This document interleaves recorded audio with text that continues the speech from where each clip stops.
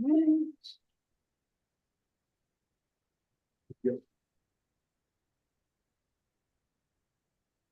evening. I'd like to call the Regional School District 13 special district meeting Wednesday, July 24th, 2024 at 7:09.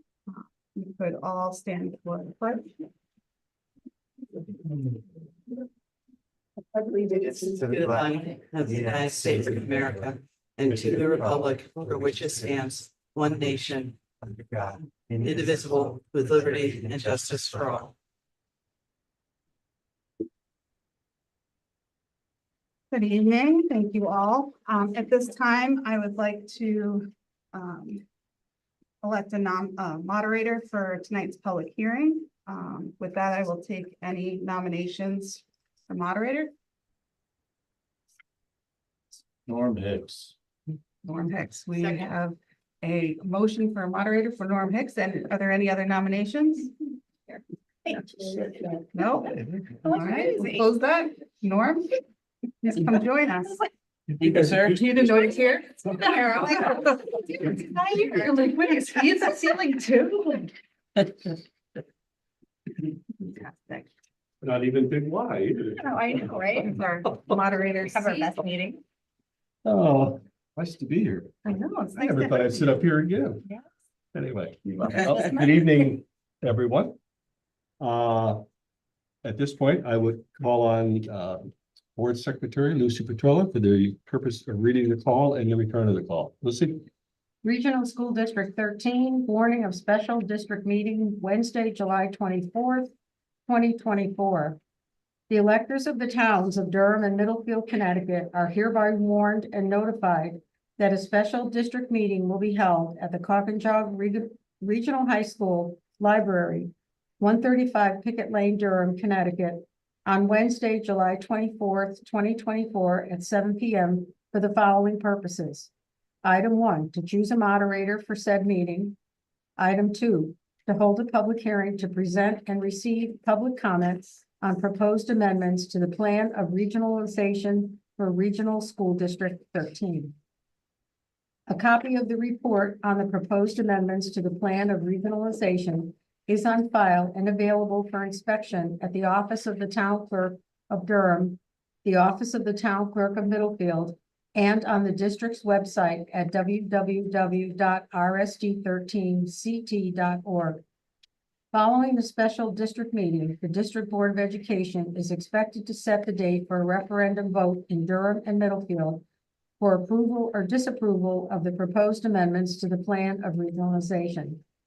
Dated at Durham, Connecticut, this 15th day of July, 2024. Regional School District 13, Board of Education, Lindsay Dahlheimer, Chairman. Return of the call.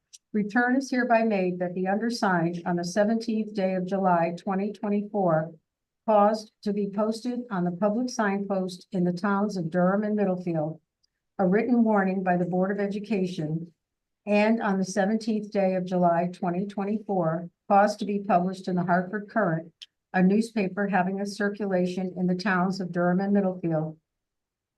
A like warning of the public hearing district meeting on the proposed amendments to the plan of regionalization for Regional School District 13 to be held the 24th day of July, 2024. Signed, Lindsay Dahlheimer, Chairman, Regional School District 13, Board of Education. Thank you, Lucy. At this time, the moderator calls on Chairman Lindsay Dahlheimer for the purpose of making a presentation. Awesome. Thank you, Norm. We appreciate having you here tonight. For board members online, just want to say hi, welcome, and everyone here and everyone watching. We appreciate you being here tonight. You can go ahead if you want.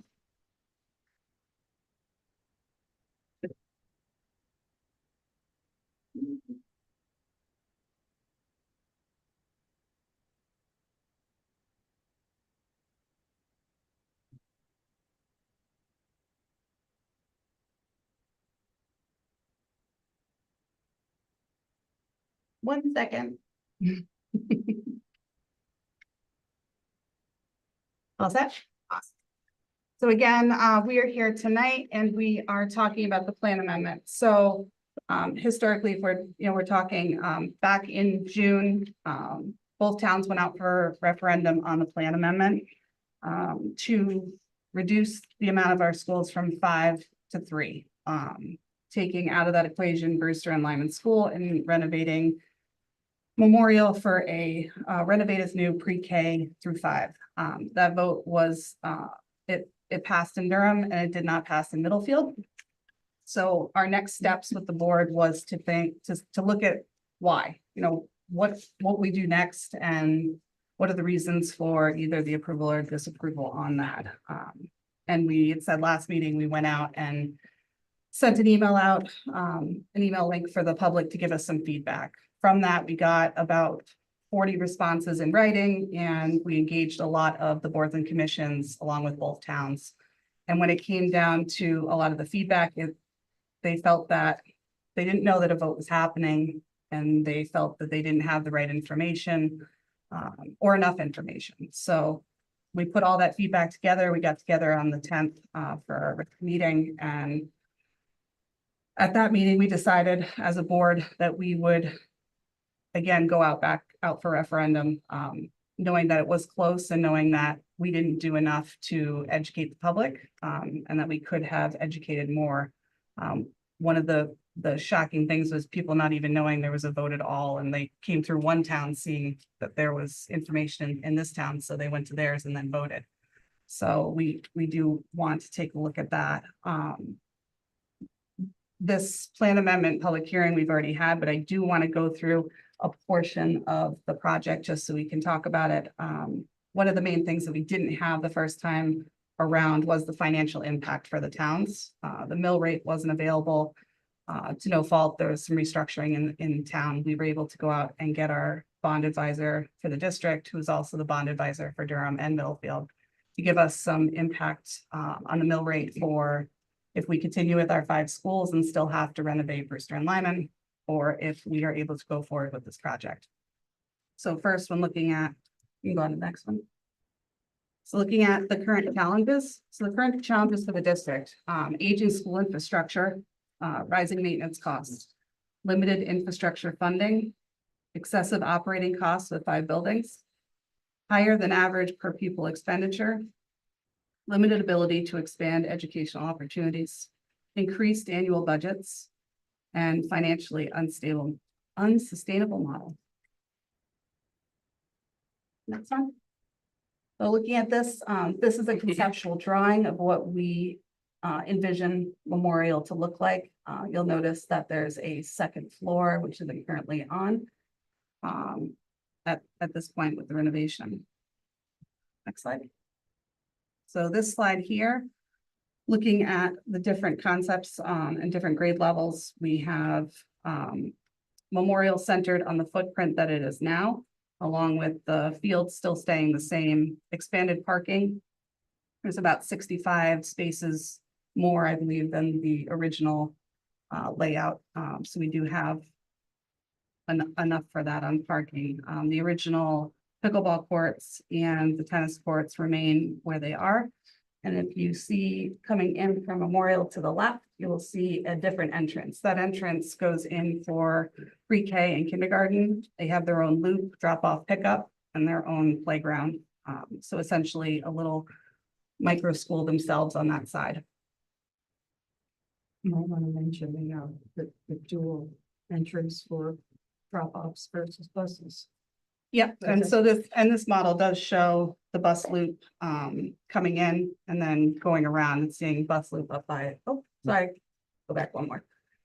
So the bus loop comes in, goes around, and the original drop off and pickup is in the front. So we do expect that will help with traffic flow. Sorry, my screen's different. Okay, I'll read it from here. So by investing in a renovation expansion of Memorial, we can address the district infrastructure and property programming challenges head on and create the spaces that foster innovation, academic excellence, district community collaboration of resources, and long-term fiscal responsibility. A renovated and expanded building provides state-of-the-art facilities, modern technology, flexible learning spaces designed to meet the needs of all students. schedule and phasing.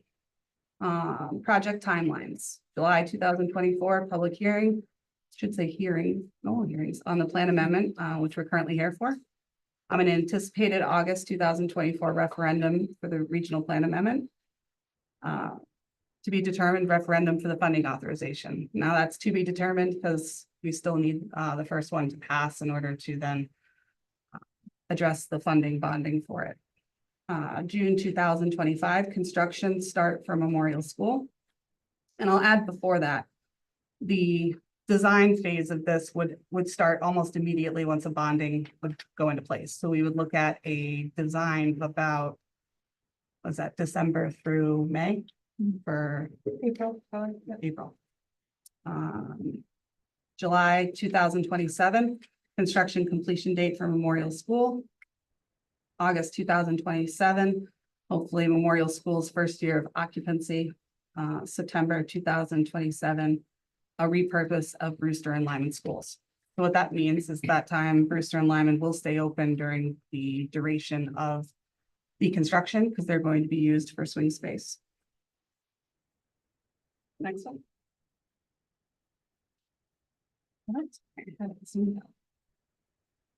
Facility impact. So as Lucy had said before, there's a separate bus and parent circulation. Designated pre-K and kindergarten entrance only. The increase of on-site parking. And the potential for future expansion on the building.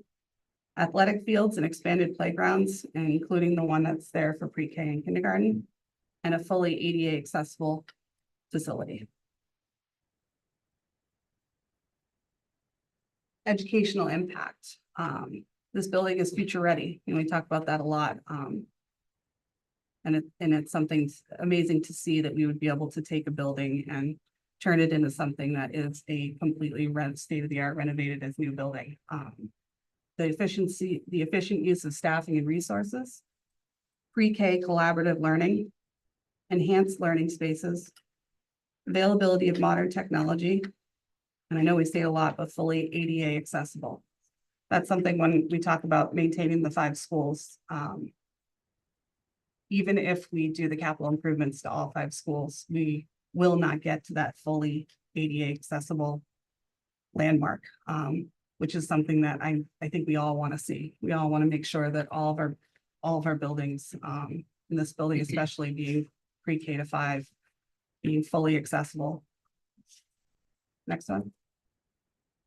Funding of the project. Numbers, my favorite. Bob's usually here. I know he's online. Construction costs. So we had our architects for QA&M and Aram and Associates put together our numbers. So the construction costs $76,130,000. It would be nice if it was 76,000. The state reimbursement, which we anticipate, is $37,196,500. So the net cost to the district estimated is $38,933,500. The great part of that 13.5-year operational savings for the 2 building closures is a break-even point. So after 13.5 years, the break-even point of $39,139,200. So I'm sorry, that $39,139,200 is the bonding is needed to fund the project. So to receive that state reimbursement, the district will need to authorize to borrow the full amount of 76 million, but will only need to actually issue 39 million in bonds, which is the cost after state reimbursement. Referendum question will reflect the full borrowing amount to meet the state requirements. That 76 million to the. Yeah. Actually built into it. Mhm. They built in a high percentage. Yeah. I don't know. Yeah, if you want to go back one. Mhm. So this construction cost number, this 76,130,000, a lot of the questions on the impact financially and viability of whether the amount of money that we're asking for will be able to cover this project. So it's neat to see how much of a contingency they actually put in. So there's a nearly 20%. 15. I thought it was 12. No.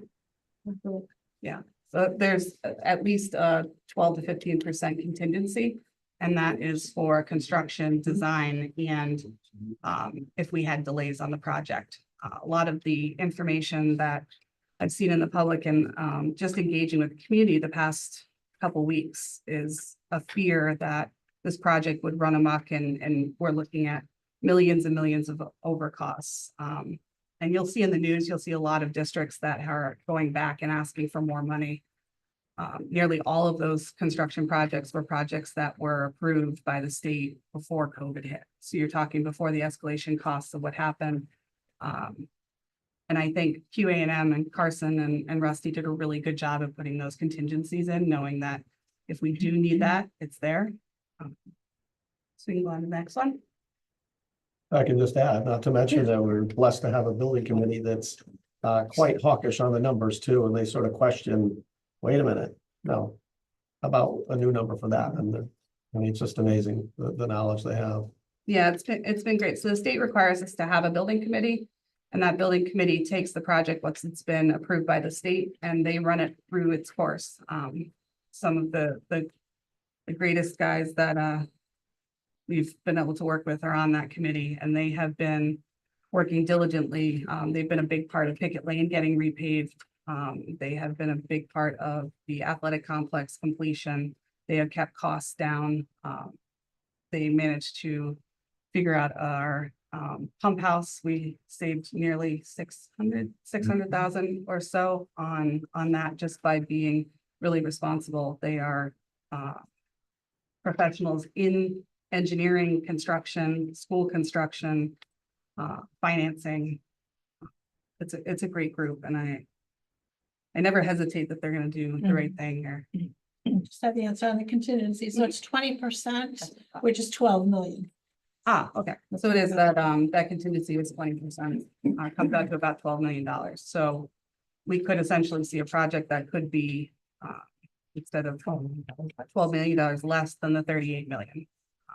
Do we anticipate that things happen? I mean, they could happen, but it's nice to know that that contingency is in there. So this next slide, this is one of my favorites, and this is what I've been walking around and showing people.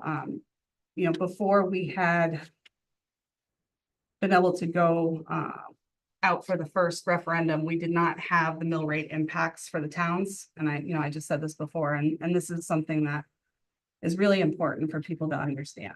When you see $38 million, you go, whoa, okay, what's that going to do to us? What's that going to do to my taxes? Well, you can see on this one, and I'll just go by the averages, Durham and Middlefield. So we're looking at the $38.9 million expected cost for a memorial renovation expansion project.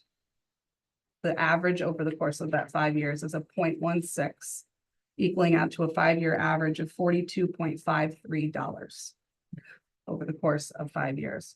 For Middlefield, it's a 0.12 increase on the mill rate, which is equal to $28.63 over 5 years. Something, people have said, oh, that number doesn't look right.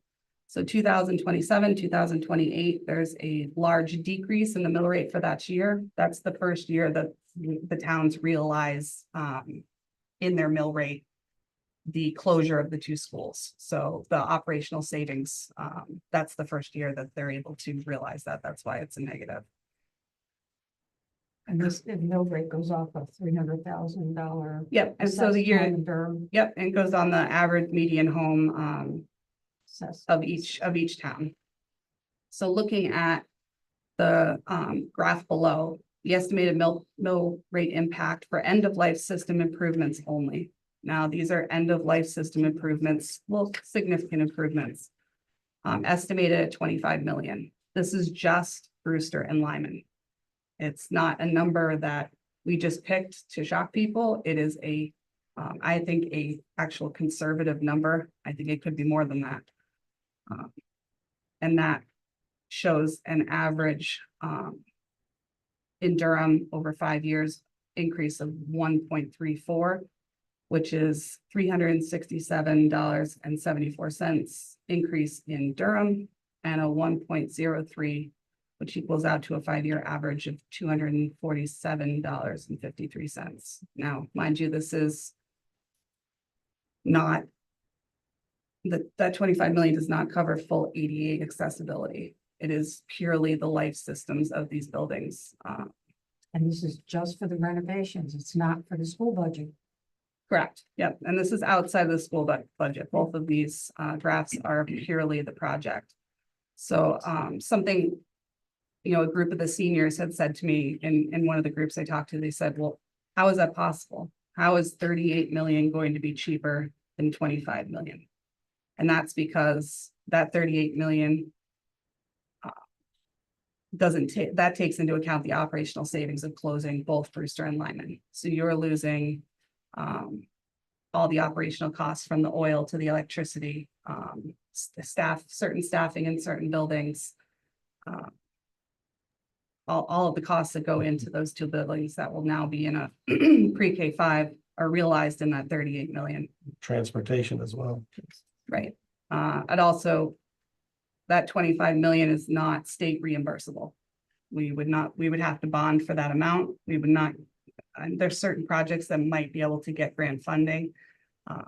But we don't anticipate that we would see a large state grant like we would with the expansion renovation for Memorial. Lindsay, can I add something? I would love you to. Well, the other reason why it's so low is that the bond, in addition to the savings, which is about 2.8 or $9 million from the closure administrative cost, the bond repayment doesn't start till a year after the construction completion, and therefore there's a year without a debt service payment on it, and then the debt service over the 30-year bond rises slowly. And I think the total average over the 30 years is like 2.9. But that doesn't, you don't get out that for a few years before you reach the peak of the bond repayment, and then that goes down as well. Yep, absolutely. And now that I have Bob here, because these are Bob's graphs, I'm going to go to the next one, budget impact. You want to take that one, Bob? Sure. The blue line here is basically anticipated budget, school budget of around $40 million or whatever the first number is. I can't see on the chart, but the orange line represents the design and construction of the new facility, the expanded facility, and you can see in 26, 27, there's a slight increase in the orange over the debt. That's because we were borrowing a bond anticipation note in order to get the project underway, and short-term borrowing that's needed to finance some construction. Then in the 27, 28 year, the blue line then will be the budget if we had done nothing, but just continued to raise our operating budget at 3%. The orange line then shows the savings due to the closure of the school. And and then over the next the 28, 29, you start to see the payback or the debt service coming back in on the bond issue. But you'll see that the blue line, again, the blue squares, are the estimated cost without any improvements or any repairs to the current Brewster, Memorial, or Lyman schools if we had done nothing. And so those represent, if we do nothing, it's going to continue to grow at some, or we use the figure of 3% because that's been what it's been in the last 2 or 3 years. And so the savings, you know, it may not be obvious to anybody, but there is a savings due to borrowing. It's just like if, you know, you can't afford a house that costs $500,000, but if you pay for it over 30 years, you know, the cost is only, you know, a few $1,000s a year. So it, you know, it's something that I think you have to look at in different terms. Next one. Want to take that one too? Yeah, the green line here is, again, if we begin to make improvements to the 25 million, this is our estimated repairs for improving the capital operating equipment, the boilers, the air conditioners, the roofs, the parking. any of those things that are needed at the schools. And the green line is our estimated expenditures added on top of the blue line, which would be just the 3%. And so the green bars show this is what would happen if we don't. And you can see the orange line stays well below the anticipated costs of just repairing the facilities. Next one. All right, so the construction impact, we stated before, renovated is new, the total square footage at 105,270. Construction while building is unoccupied. Use of other district buildings as swing space during the construction. And the construction duration, 24 to 30 months. Portables being demolished at Memorial's campus, and a repurpose of Brewster and John Lyman's buildings upon completion of Memorial School. Lindsay, I just want to make sure you could hear me. I can. Hello. I'm here, technically. Thank you. All right, so this was, one of the major concerns over this period was, where are kids going to be during construction? How is it going to impact my child? What are you going to do to make sure that my child is in a good situation, in a good space, and in a good learning environment? Kim had worked diligently to put together this design and construction for the configuration graph. And we'll make sure that this gets out to families. There's a bunch of copies here tonight. But what we wanted to in this space, be able to show families during each year where each child would be. I don't know, Kim, if you want to explain or if you want to go through it.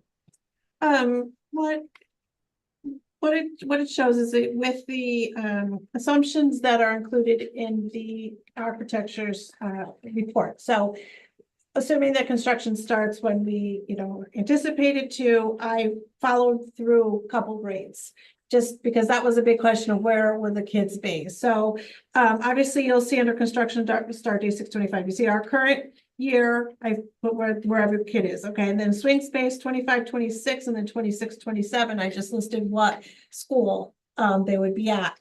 And then again, when Memorial opens in 27-28. The ones that I highlighted are to the right, grade 2 and grade 3 and grade 4. So essentially looking at this here, under our current configuration now, the kindergarten and grade 1 students, and when I say that, that's entering in August, the end of August, so they're entering grades. Grade 2, grade 3, and grade 4 would have some impact on the swing space with where they would be. And then you'll see the chart below just kind of tells you the difference. The difference with where the swing space would be that Lyman would have 2 to 4. And Memorial would have no grades, and then Strong would actually get the 5th grade. So that's the green, and then we follow that up to the top chart to kind of show how that flows across. So anyone can take their child after grade 4, it doesn't impact them, but a parent can take their child, whatever grade they're entering in the end of August of this year, and kind of follow through to see where the child will be. And we'll put this on the website too, so people can take a look at it. All right, so we're good with that one. You can pull that one back. Yeah, perfect. So when we're looking at, what we are going to do and next steps, we put together a next steps document. That document was sent out to both towns, all electors of both towns, with a lot of the same information we're saying here tonight. So people can take a look through that and, make an informed analysis on their own on those. Some of the questions, what happens if, what happens to Brewster and Lyman? When that comes down to it, our priority has always been on a sale or a long-term lease to an educational organization for both buildings. Brewster School property is subject to a right of refusal in the town, in favor of the town of Durham. And Lyman School property can be sold or leased without restriction. In the past, there's been a group that has had interest in Lyman, and I believe they still do. And it, that likely would be what would happen with Lyman School. Brewster could be leased out to another magnet charter that we currently work with already. But it's not something that the board is going to take up until we actually have approval to do that. It wouldn't be responsible as to reach out to different places, organizations, if we could do that. No, at this point, I'd like to open it up for any questions. I'll hand it back to the moderator. I will not ask for any questions. I will hand it back to our moderator. I could pay the same thing, no matter what. I think there was just one other thing I wanted to say. I'm sure people are thinking, well, you just had a vote, now you're having a vote within a few months. Why are you doing that? And the reason we're doing that is because if we wait much longer, we have to wait another year before we can get any approval for the reimbursement from the state. So that means we wouldn't even be able to start. If you wait too long, we wouldn't be able to start this process again until next year, and that means construction is out another year. And the schools continue to get older, and we continue to keep paying for 5 schools. And we'd be looking at an escalation And cost of of course, seven construction is going. or 6 or 7%. Yeah, Which is hard for us to stomach, considering we put that 20% contingency in the project, and we are fully confident in the project. And we do think it is the best thing. To waste a year knowing that we could waste that 7% is hard for any of us who know how tight both towns are, and how families are. That we just said it's worth to try to inform the public. And just to kind of piggyback on that, I know that it sounds like we are trying to push and rush. And I can appreciate, time is relative. And so depending on when somebody kind of plugged in to what's going on, it may feel that way. However, I've been on the board for 2 years, and this has been going on way before I got here. And so for whatever reason, I don't think any of us feel, it really hasn't been push. It just may feel that way depending on when people got plugged into what was happening. Yeah, right. And look, and realizing that operational savings too allows us to stop talking about brick and mortar of the buildings and how we're gonna maintain the boilers of aging buildings, and allows us to really concentrate what we really truly want, and we think what parents in the community want, which is our programming. How can we enhance our programming at the middle school and the high school level in order to make our district what we really truly want it to be? None of us love coming to and talking about whether the boilers are at one of the schools is going to turn on this year. And we have a ton of plans and are excited when we're able to do that. But the realization is that if we are maintaining 5 buildings, no matter what future programming will suffer, because we will be wasting that money on the buildings when we don't need to. Okay, at this point, I would like to open it up to the public, but the public also includes board members if they would like to make statements or in fact clarify points. They are certainly welcome to do so. So, public. Roger, would you step up to the mic, please? And Well, you can hear me, Norman. I can hear that. You want a mic? You have a mic. no, well, somebody who's transcribing this is going to need that mic. So, Well, just telling you, Just it's a state lot your name. easier to hear me than it was to hear Lindsay. My question is, how many are on public? Is on Zoom or whatever you want to call it tonight? To hear your presentation. We actually can't tell who's on YouTube currently, but who are logged into the actual Zoom, 15. 15 people making this decision. The other question is, in 2 years from now or 3 years when the project is over, do you have a cost per student? Because we're at what, 29,000 now per student? What will the cost be in 3 years per student? So my educated guess on that, because it can only be a guess, Of course. is it's a large amount of money to decrease the per pupil cost. And about $5 million reduction in the budget can equate to, we did this and, we presented this, so I'm just trying to remember, but we would get us down to the average. We wouldn't be above the average. And if you'll give me a minute, I'll get you the exact dollar amount that a $5 million reduction would equate to. Have I done the actual, 3%? And I can do this, 3% per year minus the savings. We'd also have to look at just the enrollment, use the estimate of the enrollment. And I can get you an estimated figure. Just gonna take me a minute. Well, I was just hoping the public would hear it. Yeah. It's No, not just for me, Okay.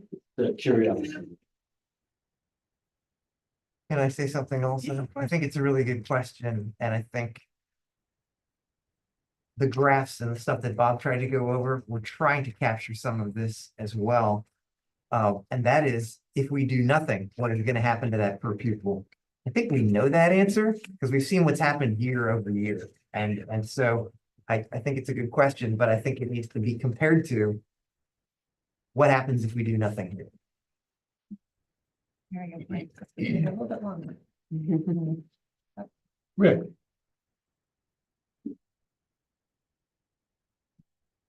Rick Parley from Durham. I have an ongoing interest in my hometown, in the school system that I attended and my family attended.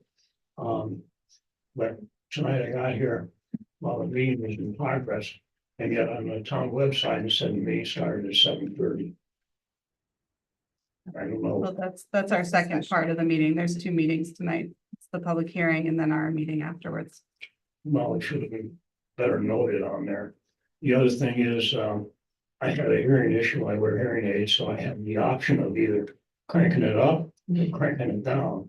I cranked it up to the maximum, but, as people come forth to speak at a microphone, that is more than justified, but I think you need a microphone at the main table. A lot of the meetings I've attended to over the years, I see a board sitting there talking to themselves. That's a comment in general over boards in general. And that's not a good thing to have. I know I've raised this question previously about the funding from the state because I don't consider the state a reliable source of funding. But we're assured of these funds.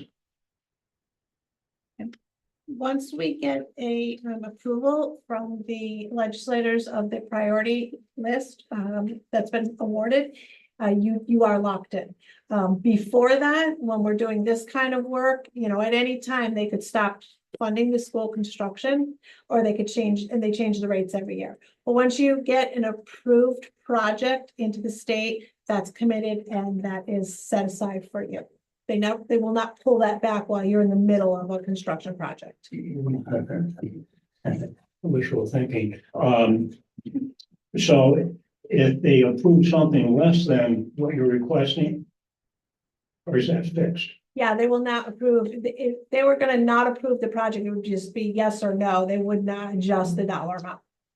Okay, the mechanics of the way the budget works, I guess they straightened some of it out, but we go to the annual meetings and Dave Levine, when he was state representative, would say that, the funding was in limbo, and it was that way for many years. That's not right. They should be locked in when they put their foot down and say this number, that's what we should get for income. Because once we approve the budget, we're stuck with it. The municipalities just, and when that Malloy pulled his fast one and took some funding out of local budgets, the regional systems are more or less exempt. And the municipal systems, we're gonna make adjustments right across the board, including education. The speakers on remote, I could hear very well, without a problem, but, sometimes some of the comments here I couldn't hear, especially when you turn your heads. You don't use the same system for like Zoom like the town does. You do? Yeah. Okay, because I'm not very tech savvy. I can barely spell check. I guess I can do that. I have my limitations, but I have resources to bail me out. Okay, so there is continuity, is the same. Yes, yeah. So this notice that the town sent was correct? It's probably two notices. There's two separate notices, one for the 7 o'clock and one for the 7:30. They have to be separate meetings. But Yeah. it should be, it's correct on, I can check Durham, but it is correct on our website. Okay, I'm gonna go back and look on my phone when I sit down and see what it says. Because I think I only saw one. That's, I think. Thank you. Yes.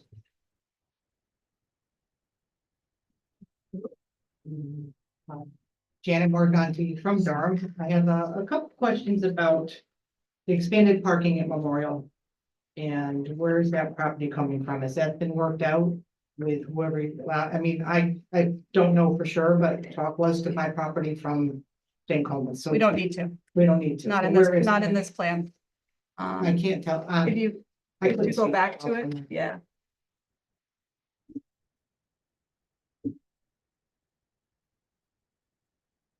Okay. So the expanded parking is over to the right. That is normally, there's nothing there currently. The So the bus green loop to the right, or the- right in front of the ball fields. Okay, gotcha. All right, well, that's good news. So we don't have to spend any extra money there. I just. Correct, yeah, the property that you're speaking of is actually to the left of the dotted lines over on the pre-K side on the access. And that was, something I talked about for possible, purchasing. We don't need it for this project. That's good. Now, I had heard, I believe the building committee had a plan to do a traffic study.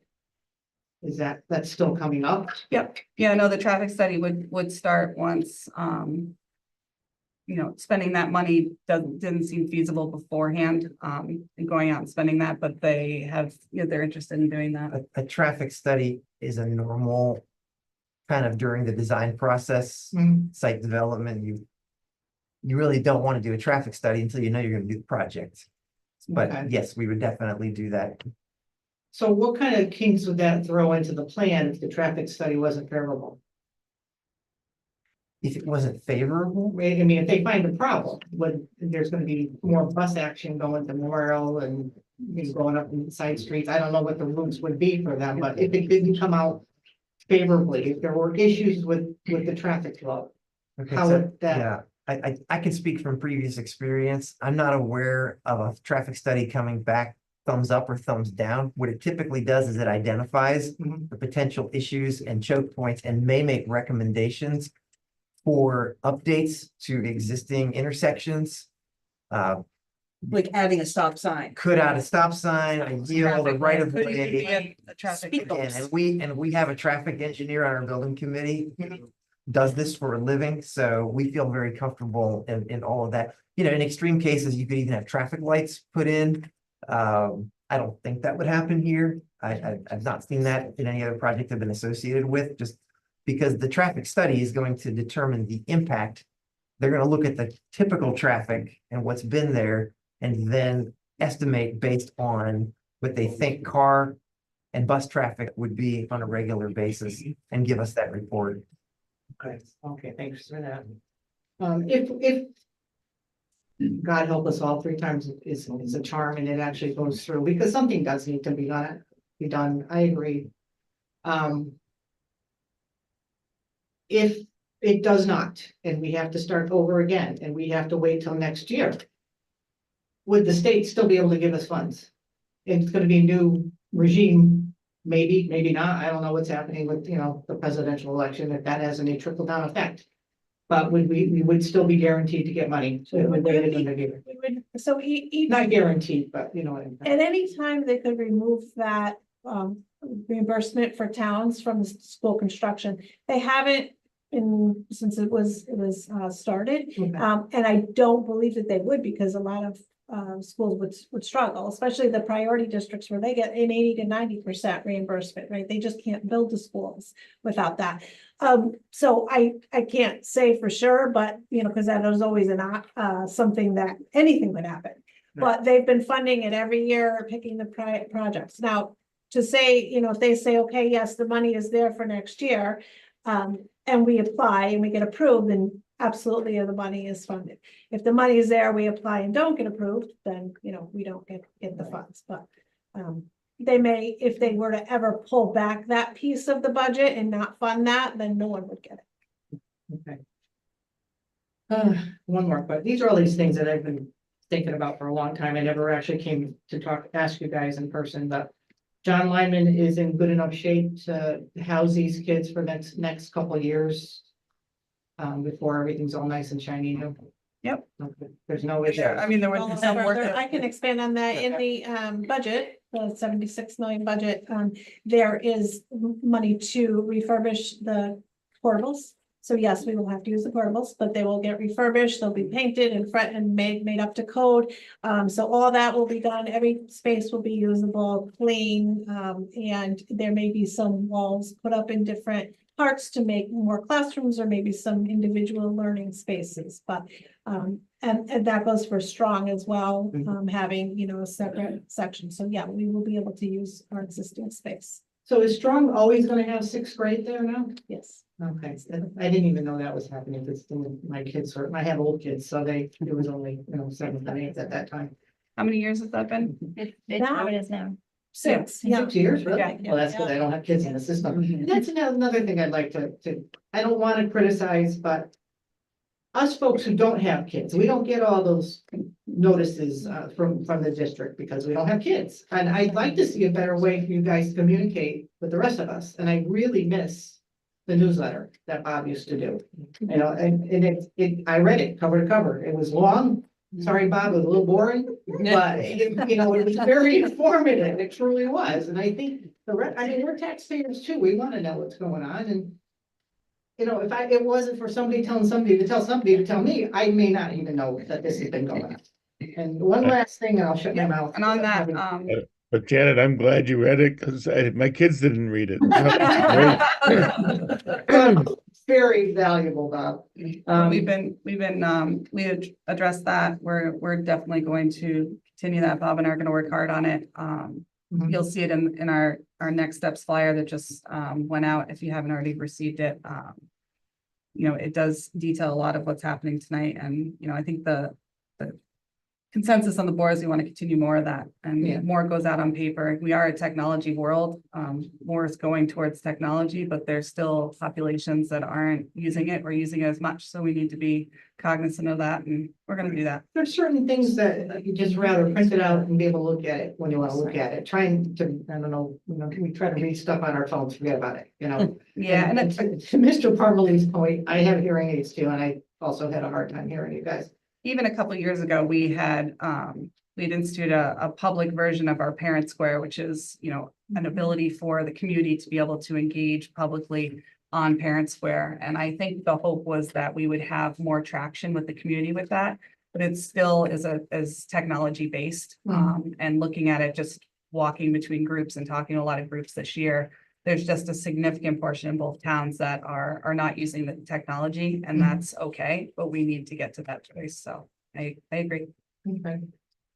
One more thing, and I'll go away. I love Brewster School. I get a little teary-eyed just thinking that it's gonna be closed and it won't be part of us anymore, because that's where my kids went. I thought it was the best school ever. Again, you probably think I'm living in a cave, but back then I didn't even know we had school choice. I didn't know that the program at John Lyman, I didn't know any of that, which was fine, because my kids thrived in the contemporary program. When you say Durham has the right of first refusal to take it back, I'm assuming, I thought, is there anybody left from the family that donated that property? I thought they were the ones that had right of first refusal. The deed says it goes to the Durham for sale for $1.50. And if Durham does not want it, then we can offer it to another. And then there's also the abutting property that's not developed. It's owned by the town. Deal. That's owned by the town already. Right. So in my mind, as I was constructing this project, I would have closed Lyman. I would have fixed up Brewster. I would have taken advantage of that extra property to expand. And keep that maybe pre-K to 4 and you know, leave Memorial as is, but you know, spruced up a little bit. So just knock it down one school, but that's not what you guys decided, so.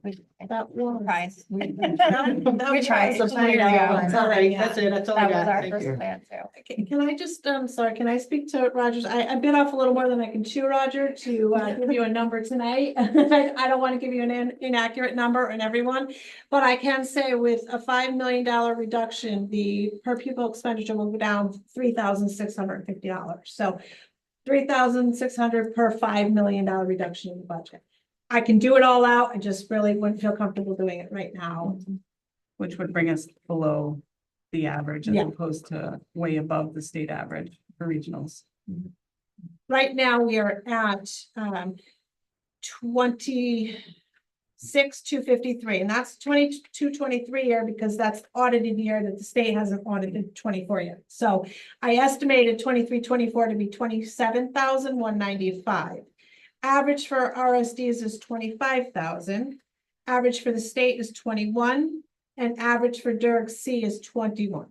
So if we were to reduce our 27 by the 36, we're back down with what the average regionals are, instead of being above them, and closer to the average for the state. Regionals are usually a little higher than locals, simply because they have additional expenditures that locals may not have in terms of they don't have public works to do the plowing and lawn care, so that's paid for. Repairs and maintenance on the driveways and the roads, and also maybe some larger transportation costs because of a larger district. Okay, next. Carolyn Cairns, I'm new to the area, and I just wanted to say I really support this project. I come from a district that had a $40 million bond paid off after building a new high school. And instead of saying, yay, we're done and, we're going to keep the taxpayers' bills down, let's fund another 40 million for, kind of glam projects that, not contributing to, not things that had to be done and not things that really contributed to programming. So I loved hearing you talk about the break even from the savings. And I even thought, having all the schools in the same complex must also bring additional savings. I can imagine the school lunch program and things like that, having things so much closer in proximity is just going to be, so much better. So I just wanted to say that, and thank you. Thank you. Thank you. Next. My name is Teresa Blatz from Durham. I'm from the financial side, so I'm not thinking emotionally at all. And I know there's a lot of parents out there that are still really thinking emotionally. So in an effort to get this done in the next month, which I think is going to be the time frame, I can only try to help you figure out where you need to go with all this selling, because it's going to take a big push. I've heard one of the biggest complaints is that there's a lot of parents that are very bothered by what's going to happen to their kid in the next 5 years. So if they can push it out 5 years, the kids will kind of be through this mess that they see. So whatever Kim has in terms of this, blow it out, get it out there, let people see what it's going to be, and let it be known that it's really not going to be as difficult as they're foreseeing it, because they really are foreseeing it that way. Secondly, I know you've done studies and you had people in here, but really trying to understand where Middlefield is going with this, because it was our understanding, and I think all of our understanding is as long as part was in Middlefield, part was in Durham, that they would kind of go for it. So who pushed that out of kilter? I'm not completely convinced that it was just a lack of knowing what was going on. I think there is a push out there that's kind of suggesting that it not be done. And then kind of coming off with, other points that were made. I've heard a lot about Brewster. So as long as you're convinced and very legally it can go through as it is, and it can go for sale, get that word out, because people are thinking it's going to be another corn school. We're going to be left with these two lugs that we're going to have to continue to finance, continue to take care of. Camp Motham, whatever it is, so. I know that's going around, and as well, the other one is the traffic, so. There's talk around that there's gonna be a traffic light, nobody wants a traffic light on that little thing. But it's that little road, so to speak. But it has been talked about, so I think there's a whole other group that's really dealing with just that. So you have, when you look at our voting, we have so few voters that every little package of people has an impact. So you're not talking about, my vote doesn't matter, my vote does matter here, that's the issue. So you have to and I think you gotta do it through, I don't know, there's no open council in the town times anymore, haven't figured that out, but I think people do have to go into that paper, you do gotta get words out to them to just answer their questions, because they're obviously not coming here. You had an open forum and they're not coming here, so you have to get the word out to them. And get the town officials to help you if they think it's the best thing for it, in both towns. And then my only other note is, having been on the Zoom for most of the meetings this year, I can't hear you either, so. And so I think you do need microphones, because you can hear certain things, but then somebody's talking and you lose it for a little bit, so. That's that's something that can improve. But thank you. Thank you. And I know Tracy has a really good point, and it's what I've come across in the past couple weeks. Just talking about, random worries about, traffic and what the impacts are, and when, she made a point, is there something going on that we don't know? We've had a lot of great communication with both first selectmen, who've been so supportive, and when it comes down to it, there's some projects in Middlefield that they're currently working towards, and that could be some fear that if there's a big project going on, or possibly might be voted on soon in Middlefield, that this project would going forward would put that in jeopardy. I hope that we've done enough to show that the financial impact of it is not astronomical, and the increase on that mill rate is so low that I think hopefully people can see past that. So I apologize, but I have heard that as well. So now think about it. Those of us here in the room and whoever's on Zoom understands that whole thing, but you have to somehow push that out. So you do have to get somewhere out there to communicate that it is break even, because when I have this argument with everybody, I'm like, fine, we don't do anything, we're still in the same cost figure. And that is really what's gets a little frustrating. I'm not gonna argue whether we should have still at Brewster and Lyman. I'm not gonna argue any of that. But when you look at the cost structure, doing nothing puts you in a worse situation. And that's what everyone has to understand. And I don't know if they really do, because unfortunately I drink a lot, so I'm in the bar. Some interesting points too is that, I talked to a bunch of the seniors in Middlefield, and they just said, we don't feel like we've ever really had enough say in the district. And at the end of the conversation with many of them, they understood that this is the most equitable situation for Middlefield.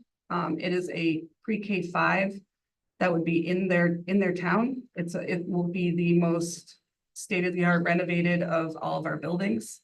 And they don't have the tax burden that Durham does. Durham has a higher tax burden. So once that is said to them, then they go, oh, okay. But historically, I understand if they've lived here their whole lives, or for a good even 10 plus years, and they've always heard that Middlefield doesn't get representation in RSD 13, then that's something they just think. I committed to talk to any single person that wants to come talk to me, and I know the rest of us will too, so we're gonna work on it. Can I add something to that? Yeah, of course.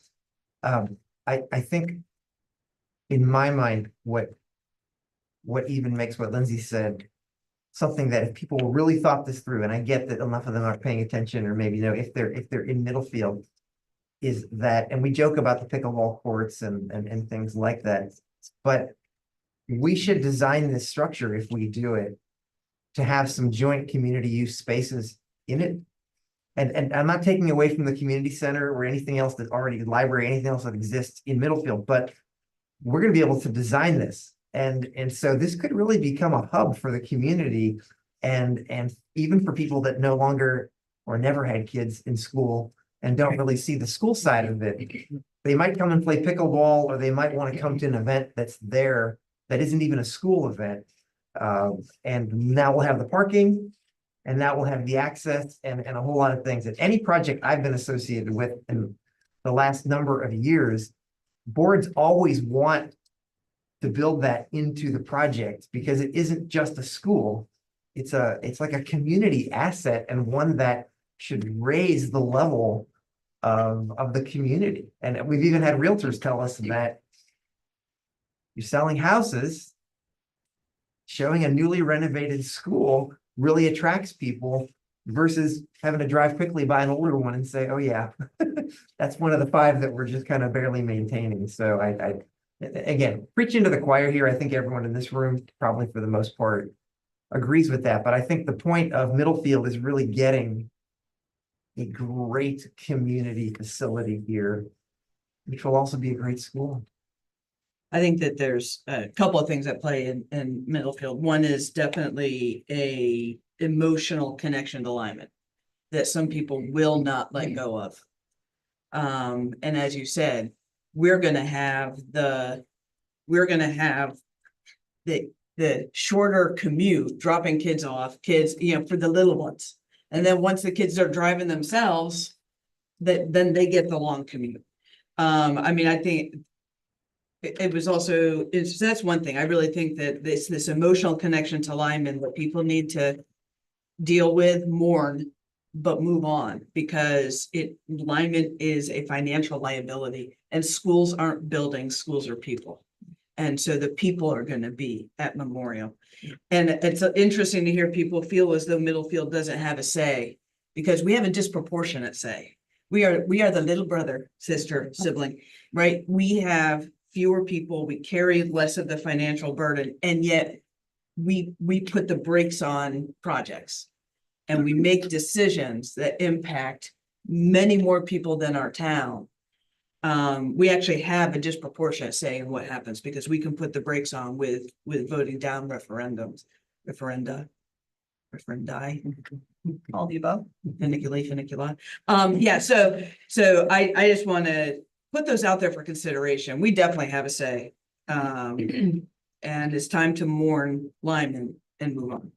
And with that said, just in the past meeting, we had parents openly admit to us that they voted no on this past referendum because they were upset with the board over the interim plan. And to me, that's a shame. It's like a waste of a vote, because that was not what they were voting for. Right. So I really, my hope in this next vote is that parents do put aside your feeling of the interim plan and actually vote for what the vote is for, to have this K-5 school being built. We wait just, we have one more person in the room who hasn't spoken. We do have a question. So you said 25 million for the projects that are for Lyman and Brewster, which we all know have projects. But so does Memorial. So do we have the cost figure for if we kept the 3 schools over the next, whatever that 25 million was, 2 years, 3 years, what all 3 would have cost us to fix those projects? Because I bet you it's going to be that $38 million. Yeah, good point. And then throw in Strong and. Right. Well, we're keeping those, so those don't have to get Right. work done. Right. But if you're making Memorial new, so those, whatever we're fixing in Memorial then is new, and you won't have to fix in the next 5 to 10 years, hopefully. You're getting rid of the 2. So you're saving. But if we're fixing all 3 and keep fixing these schools that are old, you're gonna come back up to that. I don't know, do you have the figure? I don't think we have a full number on it, but it's in that bar graph when it shows us continuing with 5 schools. Those capital projects are included in there, and the capital projects are all timelined out for even Memorial. I think when it comes down to it, the systems at Memorial. Another recommendation. Upload to the resume, upload the job description, said, keep in mind that we've worked together 10 years. And it gave me something. I was like, we already did this, mentioning her focus on student centered and. Also done right along. Anybody in the queue? Recommendation for. Yeah, he's letting me go back in. Oh. Be patient. I love technologies. Yeah. Lindsay, I lost you for a bit there. Am I back on? Yeah, we lost everybody. For some reason, the Zoom went down, so we stopped. We're just waiting to load. There's a 45 I'm minutes. back on. All right, so we've loaded everyone back in. Okay. Wendy's not sharing the. We good to go? Yeah, do you want me to push that back out? No, that's okay. I think we're okay with that. I apologize. For some reason, the Zoom went down, so I apologize. Tina? Yeah, no, I don't see Bob. See here. I told him to load back in. Okay.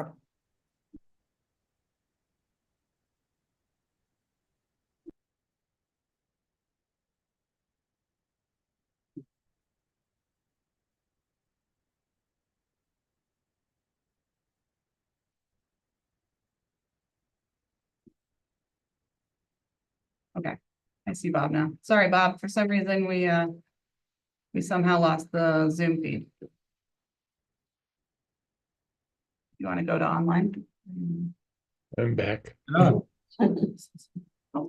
Oh, did you have another? Oh, yeah, I just wanted to say, I think with respect to the interim plan and the concept of schools are people, I think a lot of people from what I've seen on the comments missed the idea that the teachers and the students would all be moving together. So when they say, you know, every 2 years your kid's gonna change schools, it's not like they're going to new school with new teachers and a new, like, the environment will be different, but everybody in it will be the same. I think that's a really important point. Yep. Thank you. Thank you. is there anybody on the line that wants to speak? Yeah, Mallory. Louder. Hi, can you hear me? Can hear you. Okay. Hi, everyone. Mallory Castro in Durham. I just want to say, first of all, that I think you guys have done an incredible job of responding after the last failed referendum. Speaking as someone who was already on board and in support of this plan and tried to keep myself and my husband really engaged in understanding what was being proposed. I think you guys have done a really great job trying to garner feedback. And like some of the other people who commented, it's really disappointing to see so little engagement afterward, considering the robust conversation on Facebook and places like that. So I would say my only question then is, I know it's been brought up, some people thought that they were impacting the impending interim configuration by voting no on this referendum previously. And there was also comments about the language of the actual referendum maybe being confusing for people. So I don't know if I'm jumping ahead of anything, but do we have a plan for, you know, making everything as clear and concise as possible and hopefully making people know what they're actually voting on and what's not being proposed yet? Things like, you know, if this referendum does pass this time, what's next? You know, in terms of then having a referendum about bonding and things like that. So yeah, that's my question. Thank you. So looking at plans for the fall 2024, the next steps flyer that went out to both towns does speak to that on the second page. And it does say no matter what last year that when the board put that plan into place, that plan was no matter what, if the referendum had passed or not, so that configuration starts in the fall. They've all been moved and packed, and probably in the next couple of weeks getting ready to open classrooms. Kids have visited the schools, if not once, twice. Yeah, I don't know if there's anything more on that one. Just that this vote, it has nothing to do with that. Yeah, it's just completely Doesn't change different. it. And I do think it goes to, similar to what Linda's talking about with emotion. And I think that for some families, they saw this as, if they voted no, that, everything could go, back to the way it is. And whether that's, whether they want that permanently for the district or they just want it temporarily for their own children. I'm sympathetic to it. I'm empathetic to it. my kids were in a situation in 2018 when I wasn't on the board. And I didn't want Lyman to end either. But we have to do what's right for both towns. We have to do what's right for the district, and we have to do what's right for every single student. We just need to make sure that along this whole construction and design process, that the kids are getting exactly what they need. Our communication does need to be probably heightened during that time, and between the board, the administration, we're gonna get it done. But no matter what, we're looking at a month, and it is a change, and change is hard. But all these kids, I'm excited for this kindergarten class. They are the first year of kindergartners that will be starting all together. And I think that's exciting to these kids. And in regards to the second part of it, if you want to talk about we did get some feedback that the explanatory text was a little confusing. That came from some of our registrars and some residents. So a lot of the explanatory text is legally required. However, the manner in which it was presented can be clear. Maybe there can be bullet points and different things that that we can do to make it easier to read instead of just paragraphs. So I've already talked to our attorney about that. Anyone else online? Yep, Mallory, thank you. Nate Kirschner. You can go ahead if you can talk. Can you guys hear me? Yeah, we can. Thank you. Yeah, thank you. Yeah, and I was a little late, actually. I was at the Middlefield Planning and Zoning hearing, which I understand there's only a certain number of evenings per week that these kind of things can happen, but I would ask that there's some consideration given to other town meetings. I know there's a couple of meetings at the Middlefield Community Center at the same time as this, so it is potentially impacting some of the attendance. The other thing I'd like to respond to one of the comments that was made, and it's a little hard because it's a zoomed out view of everybody, so I can't tell who's talking, and I think there's nameplates, but I can't see them, so I don't know who I'm addressing. But one of the comments that was made just a few moments ago was with respect to the interim plan and people being uncomfortable with the interim plan and then therefore not being supportive of the new school. Very candidly, and I come from an engineering and construction background, you need to solve the interim plan to gain the support for the final product. Having built, 3.8 million square foot buildings, no one will approve a construction plan for a building that big without knowing how that's going to affect things in the short term, relatively short term, whether it's a 3-year project for construction or a 6-month project for construction. And maybe there is more detail and there is more information, but it's not getting out to people. So me personally, and candidly, I went through the school system. I changed schools I think I did kindergarten through 2nd grade in Brewster. I did 3rd and 4th in Corn. I did 5th and 6th in Memorial. I did 7th and 8th in Strong. And then I went to high school in the town. I didn't have a problem changing schools every year. I think it was actually quite advantageous.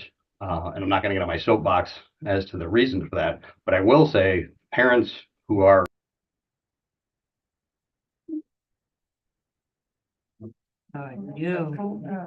someone muted me. I was fixing Mallory. I apologize. No problem. My hands are off of it. All good.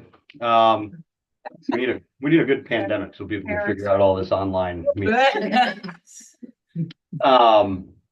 I don't know where you guys lost me, but Parents who are going to have a student in the interim, a 5th grader on a bus with a 10th grader, like I can't support a project that hasn't fully baked that idea. That needs to be solved. Like having a cutting edge new school, that sounds great to me. People are walking away.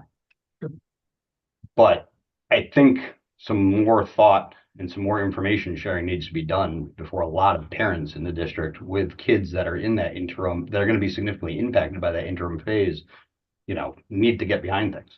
And I mean, I'll speak for myself. I can't get behind the idea of putting a 5th grader on whether I have a 5th grader or not, I can't get behind the idea of putting a 5th grader on a bus with a 10th grader.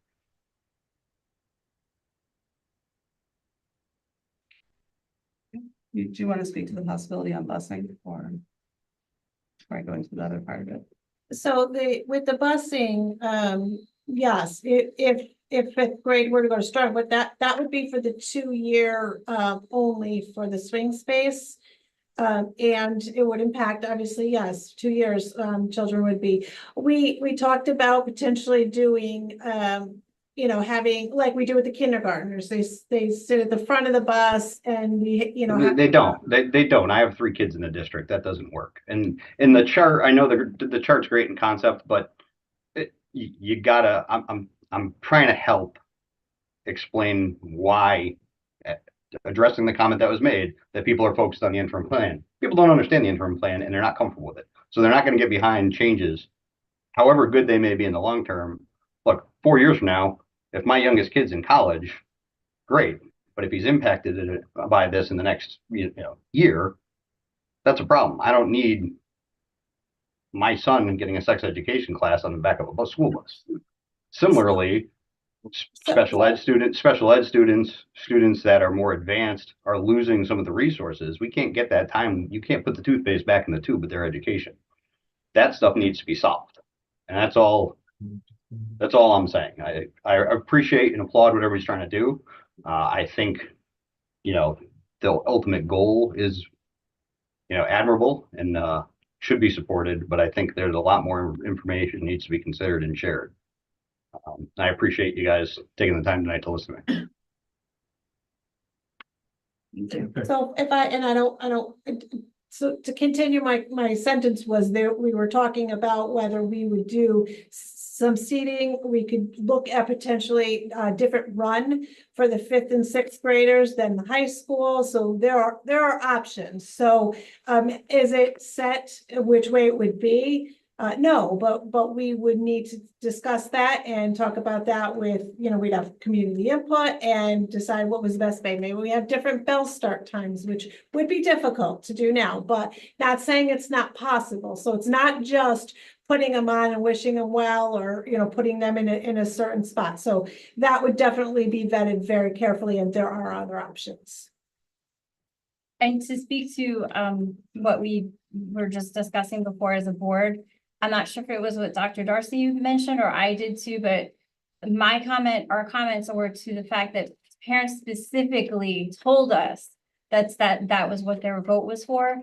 And on my part, I'm saying that's unfortunate because that was not what we were voting for, just to clarify. And I think we have to make sure when we're talking about interim, we're talking about what's starting next year. And I think because we're talking about this transitional perhaps plan once construction starts. So I think that's also another, like the gentleman who just spoke is talking about the questions and concerns about the transitional plan, right? But the interim plan is very different and is already going forward. Perhaps we just stop calling it interim. Right. Yeah. I think that too. Like we had that whole discussion too, where we had said for the flyer, it was plans for fall 2024. Yeah. It's the 2024-2025 start of the new configuration. Yeah. And I think that word interim did, mean interim until, construction's done, and it's not separate from that, but. It's been a goal of this board for a long time to limit transitions, although we also agree that it's not necessarily harmful, as the gentleman just spoke. But, from an operational point of view and a teacher collaboration point of view, having those kids together to build lifelong, rich associations, I think is just invaluable, and that is the ultimate goal. Yeah, I'm not sure. I think you put your hand back up, but I wasn't sure if, No, I'm all set. Thank you. okay, thank you. Anybody else online? Not that has their hands up. Okay. Rick, you have been patient.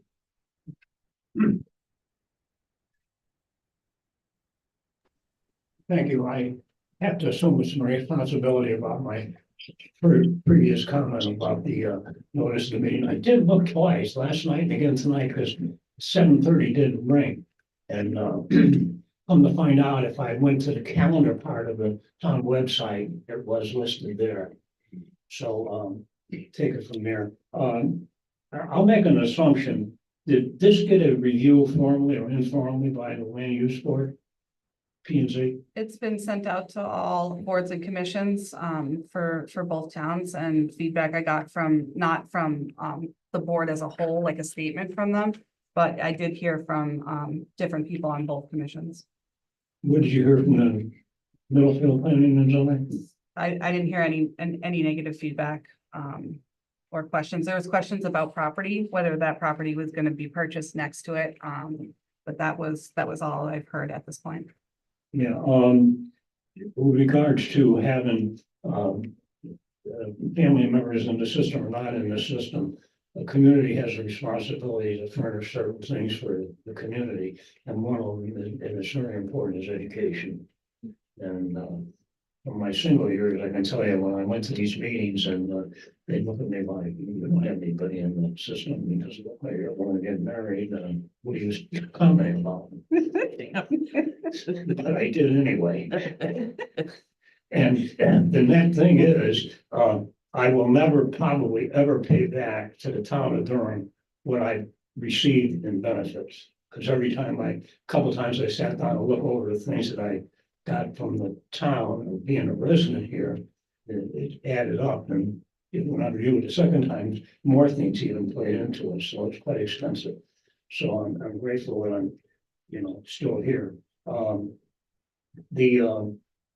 Also, in a good part of the existence of the regional system, both communities paid their responsible obligation financially per student and that, but for many years, there was 4 members from Durham and 4 members from Middlefield. And Durham had the bigger share of students and the bigger financial burden, and that never quite settled with me, so Middlefield didn't suffer in that respect. In returns, the bonding amount, if it's approved, you can't exceed that. What, now, in the event that it comes under, that doesn't mean that you can spend the balance either. Yeah. But you probably will. No, legally, We can't legally. Pardon? We can't legally. Well, spend more. If it comes in under budget. yeah, We can't spend up to that amount legally. oh, okay. No.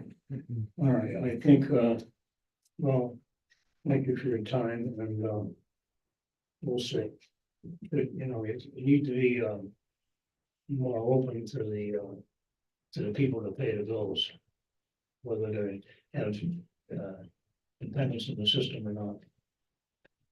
And I think even with Rick saying that, in the past few weeks, going to different groups of people, I sat down with all of the seniors that were there for senior lunch today, in Durham, and I sat down with their exercise group. Rick was there when I came and talked to the town committee last week, about the project itself. So we are trying very hard. I want, the public just to understand, after tonight, this board can't use district resources to advocate for or against this, since likely we will have a vote after this to set a referendum date.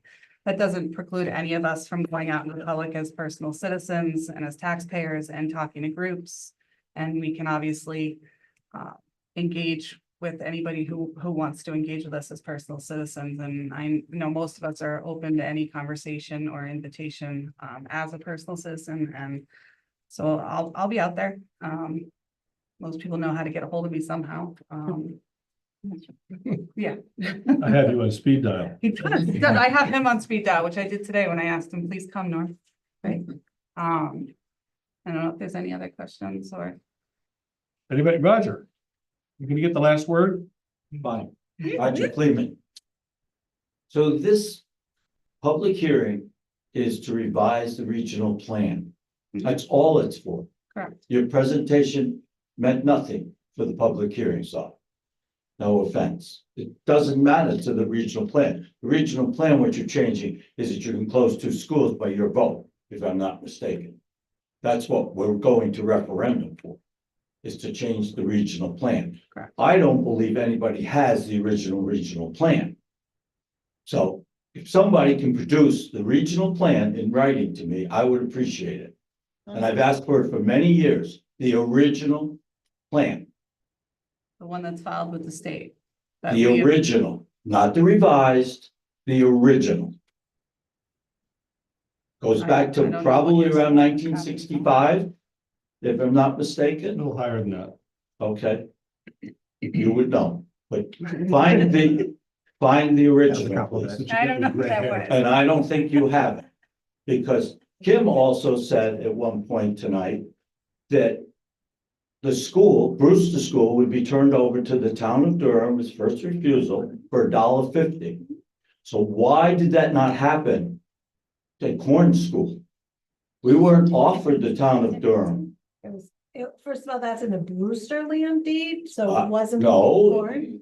it's in the regional plan also, somehow. No, it's not. It's in the Brewster deed. It has to do with the. I know that it stays as education by the Brewster family. And then it goes to the town for $1. That's not the charter. That has nothing to do with the What your charter. question about corn was what? Why didn't? Why didn't that, if the chart, well, you're saying it's in the deed and it has something to do with the charter, why wasn't Corn School offered then to Durham for $1.50? It's offered for $1. $1. It was not offered at the beginning for $1. It was, okay. No, not at the beginning, Ken. But that referendum kept failing because we didn't want to pay the money for a community center. It had nothing to do with what we were gonna buy. I think they do with the charter. Just like the 20 years that I've been It here. was we also, failed we had to pay community centers. Middlefield, so it got defeated. Yes. There was a Oh, that's- loan that had to be paid off. Right. There was a project also connected to taking the And school. as time went on. It those got things less were and falling less and off. less, yes. So So, at the very end, when it actually was conveyed over, it was $1. right, but was that in the original charter or No, regional district? no, it's not. That's what we're talking about tonight, if I'm not mistaken. That's what this referendum is about. The charter doesn't identify this school, and correct me if I'm wrong, this school, this school, this school. It says there will be a school. So we could shut one of them down and open another one. If it says you have to have an elementary school in each town, that doesn't mean Brewster stays open. That doesn't mean, it just means that there will be an elementary school in Durham. So I think that's why there's a difference, is one is about the building and the land.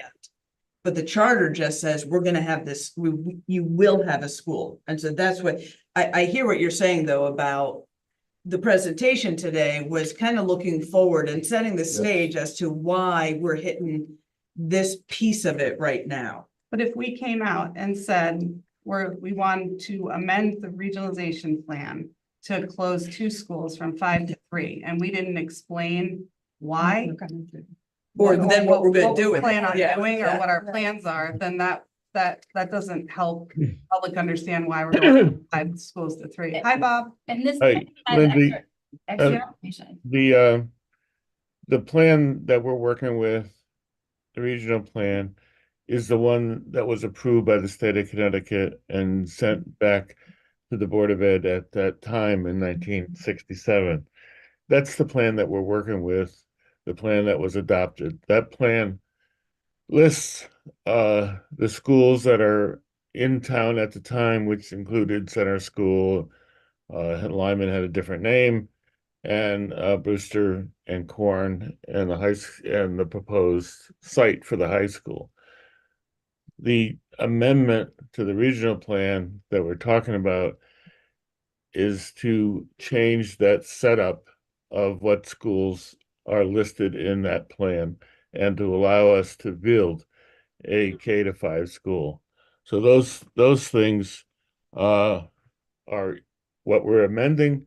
That's what will go out in the notice. In the hearing that we're having and discussion is about what we are building.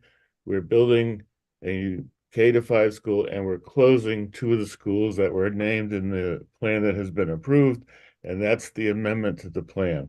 We've been through this twice while I was chairman, and now we're here again. But we're amending the plan that has been approved by the state of Connecticut, and we're amending it to eliminate 2 of the schools that have been mentioned in that plan. We've already eliminated 2 others that were also mentioned in the plan, but we didn't go through this hearing. And the reason to make the amendment and to go to hearing on it is that there was lawsuits in a different regional district that said you gotta change the plan in order to do that. And so we're following that decision that was made in another community, and that's what we're here for. And what Lindsay has gone through is explain what is the amendment, the plan gonna produce. Thanks, Bob. Yeah, thanks, Bob. Kim, one more quick question. So you have a $30 million budget for labor in the school district, and it's about a total of a $40 million budget. So $10 million is for the physical plant to some degree. And you're gonna save $5 million by closing 2 schools. That only leaves $5 million, but I think there's some labor in your $5 million.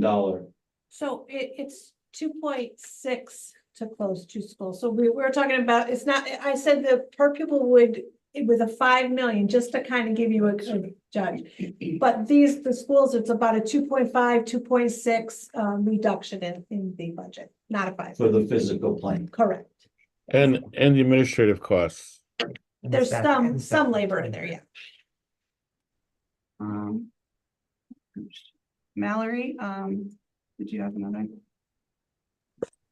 Hi, yeah, you said that after tonight, you guys wouldn't be able to talk about this as board members, and it jogged my memory. I think at the July 10th meeting, you also said that you guys, after a certain time period, I don't know if it's tonight, wouldn't be able to like advertise or anything like that, and mentioned that the towns were hopefully going to be more engaged in that front, like on putting out signs.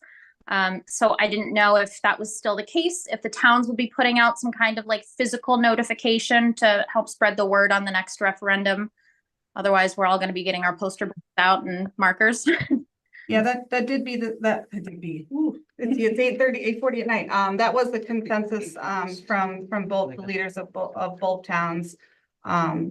Both couldn't be here tonight because they had conflicting meetings, but we can offer what we think that the towns could do. We can't tell the towns what to do, but our hope is that the towns will do that. We can't spend any district money. Correct, yeah. But that doesn't preclude, organizations, political parties or committees to do that as well. But we will try our best to make that happen somehow. Awesome, thank you. There's no one else Okay, online. have we heard that we exhausted this and let the board go on with their meeting? If that's the case, I'm going to declare this public hearing closed. Thanks, Brad. Thank you very much, Norm. And you can move on to the next. Look. Short. See where you are. We appreciate it. Okay, we will go, I will go right into call the Regional School District 13 Board of Education special meeting notice. July 24th, 2024 at 8:42 p.m. Please rise for the pledge of allegiance.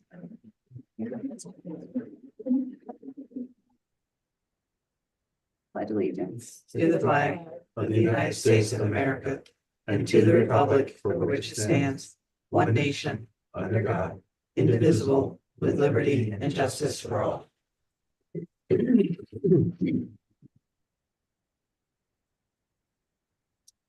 Thank you all. Number 2, approval of the agenda. I'll take a motion to approve the agenda. So moved. All right, Linda. Second. Second by Stephen. All those in favor? Aye. Aye. Aye. All right, motion passes. 3, discussion on public hearing, district meeting. At this point, I'll open up to the board for any discussion or reactions, comments. I just want to thank. Lindsay, I would like to start. I think we're all gonna say Of the same course. thing. Go ahead. Me? Yep, you're on, John.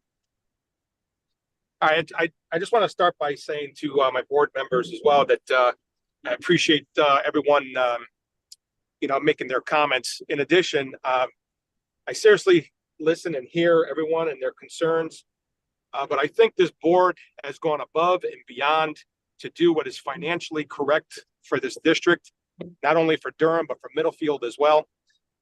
In order for us to be successful moving forward, we have done everything we possibly can to take the numbers into consideration as far as how many students are in our district, what the cost per pupil is, and how we're going to maximize the buildings that we currently have. I think people really need to understand the financial impact that this is going to have if we remain with 5 schools.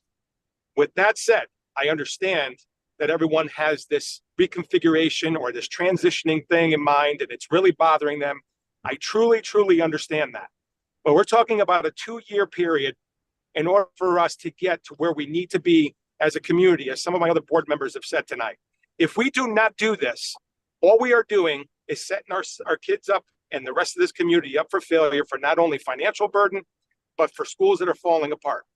We have belabored this for 2.5 years since I've been on this board, and we have done everything we possibly can to answer every single question. And I think we have really done a really good job in that. And I really hope that people understand that this is what's the best choice for everybody. Well, it's good to hear from you, John. Miss you. Well, see, Linda misses you.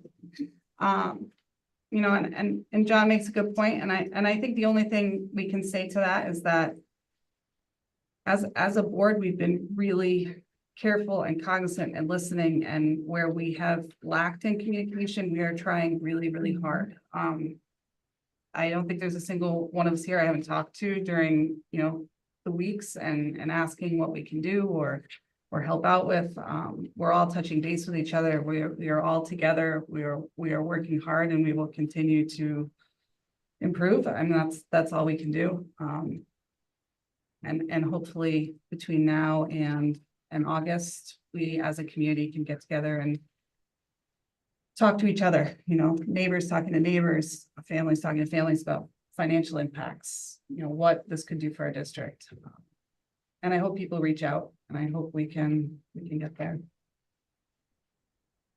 So I was going to say quite similar to what John was saying too, and probably Linda, but I just wanted to thank you personally, Lindsay too, all because of the amount of effort that I've seen, not only before the failure of the last referendum, but even since then, really gone above and beyond of what it's amazing. So for anybody to come or to say that they still feel misinformed, I just wonder how.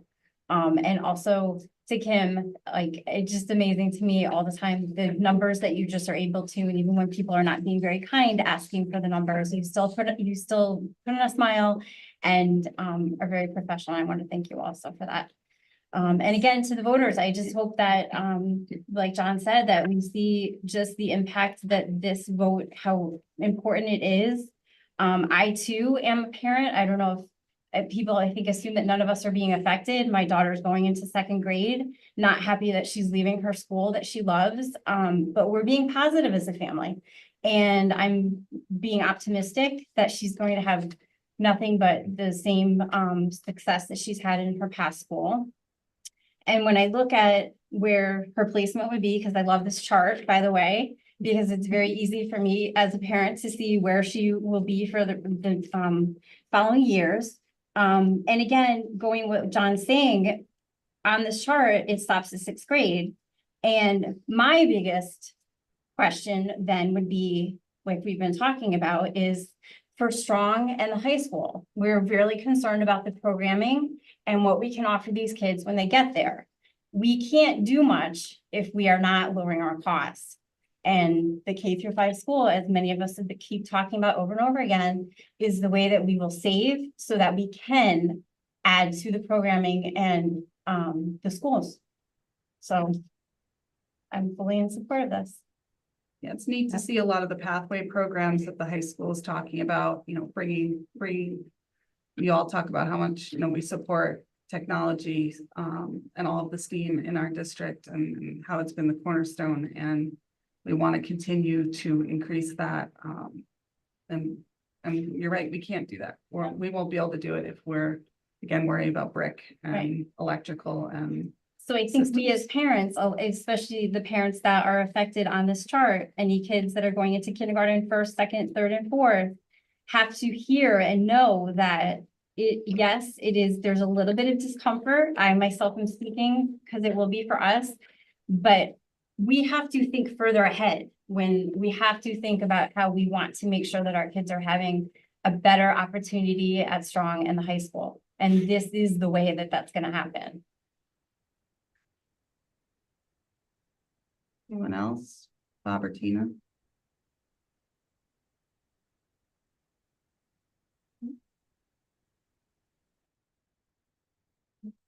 Just want to thank Tina for all her remote work on getting the next step and flyers completed. Yep, for everyone doesn't know, I think it's 2:49 and 1:49 in the morning in Italy. 2:49. It's 2:49.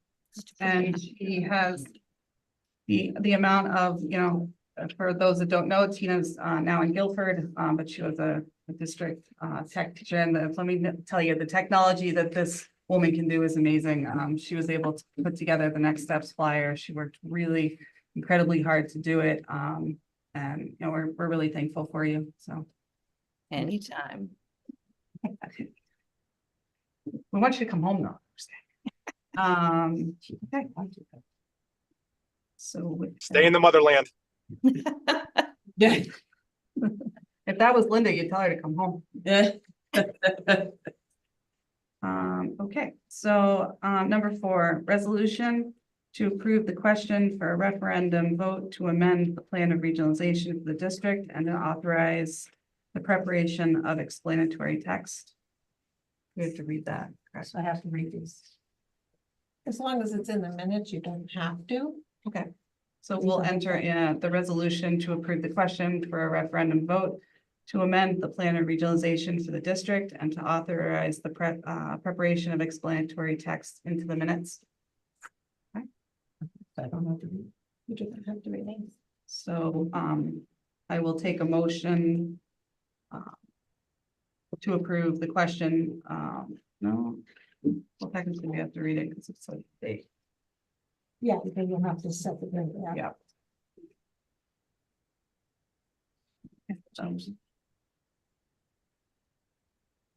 Go here, good morning.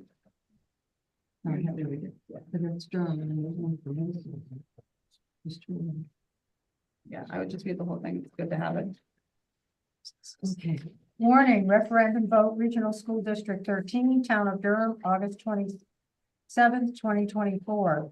A referendum vote of the electors of the Town of Durham, Connecticut will be held in the Town of Durham at the following place: Durham Community Center, 144 Pickett Lane, Durham, Connecticut, 06422, and simultaneously in Middlefield, Connecticut, on Tuesday, August 27th, 2024, between the hours of 6 a.m. and 8 p.m.